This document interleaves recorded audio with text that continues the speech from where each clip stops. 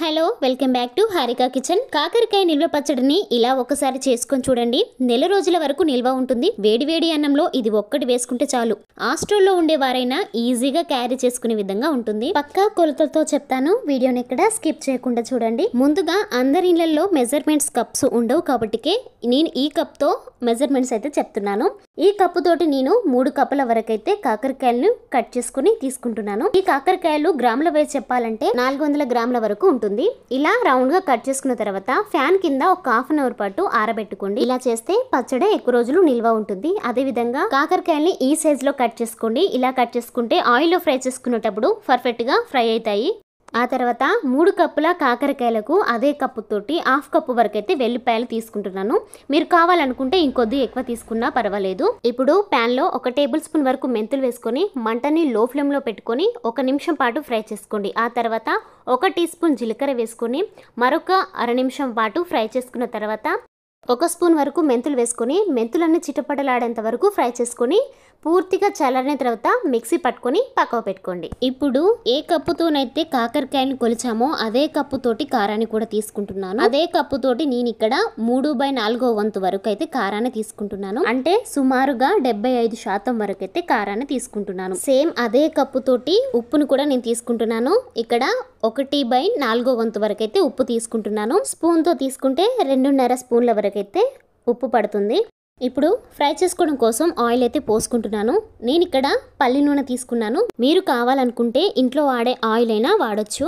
ఇక్కడ నేను 250 ml వరకు అయితే ఆయిల్ అయితే వేసుకున్నాను. ఇప్పుడు ఆయిల్ హీట్ చేసుకున్న తర్వాత మంటని లో ఫ్లేమ్ లో పెట్టుకొని కొద్దిగా కాకరకాయలు వేసుకుంటూ ఫ్రై చేసుకోవాలి. ఇలా ఆయిల్లో ఫ్రై చేసుకునేటప్పుడు ఈ బబుల్స్ అనేటివి కాస్త తగ్గిన తర్వాత మరో సైడ్ టర్న్ చేసుకొని మరో పక్క కూడా ఫ్రై చేసుకుని ఇలా మధ్య మధ్యలో కలుపుతూ ఫ్రై చేసుకుంటే అన్ని వైపులా కాకరకాయలు చాలా పర్ఫెక్ట్ గా ఫ్రై అవుతాయి. చేదు అనేది కూడా అస్సలు ఉండదు. ఇలా ఫ్రై కాగానే కలర్ ఇలా బ్రౌన్ కలర్ రాగానే తీసేసుకోండి. ఇప్పుడు ఇందులో ఎక్స్ట్రా ఏమున్నా కూడా తీసేసుకొని మిగతా అన్ని కాకరకాయలను కూడా ఇదే ప్రాసెస్లో ఫ్రై చేసుకొని తీసుకోవాలి. కాకరకాయలన్నీ ఇలాగే ఫ్రై చేసుకుంటేనే పచ్చడి ఎక్కువ రోజులు నిల్వ ఉంటుంది.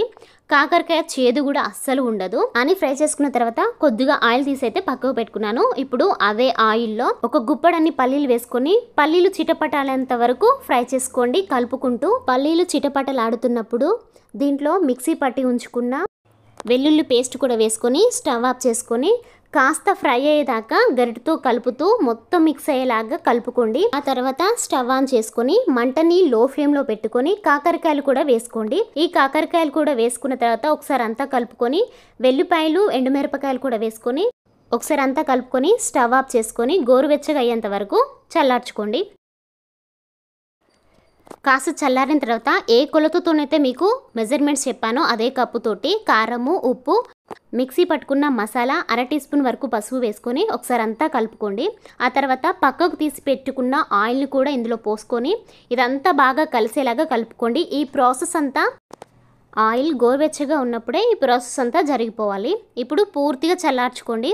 ఇది పూర్తిగా చల్లారిన తర్వాత మీడియం సైజు ఒక నిమ్మకాయ జ్యూస్ను కూడా పిండుకొని స్టోర్ చేసుకుంటే నెల రోజుల వరకు పక్కా నిల్వ ఉంటుంది. సూపర్ టేస్టీగా కూడా ఉంటుంది.